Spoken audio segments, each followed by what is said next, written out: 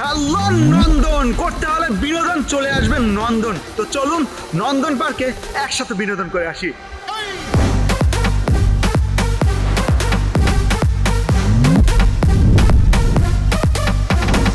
আজকের এই ভিডিওতে নন্দন পার্কের সমস্ত কিছু আপনার সামনে শেয়ার করবো। এখানে আপনি কিভাবে আসবেন এবং কত টাকা খরচ হবে আর কি কি দেখতে পারবেন। সো ভিডিওটি না টেনে সম্পূর্ণ দেখবেন। তো চলুন ভিডিও শুরু করা যাক। হ্যালো গাইস, ইসমি লাক্সু and welcome to my blog Nandan park. Nandan park রাজধানী ঢাকার অদূরে সাভারে অবস্থিত একটি বিনোদন কেন্দ্র, যেখানে আপনি পরিবারের সবাইকে নিয়ে খুব সুন্দর একটি দিন কাটাতে পারবেন।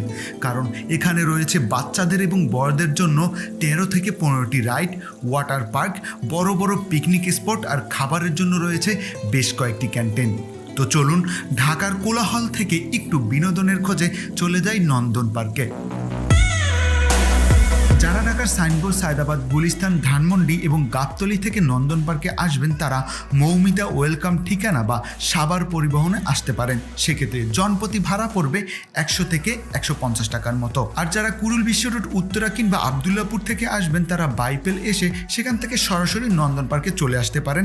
সেক্ষেত্রে জনপ্রতি খরচ হবে 90 থেকে 100 টাকার মতো। Have you ever received a call from an unknown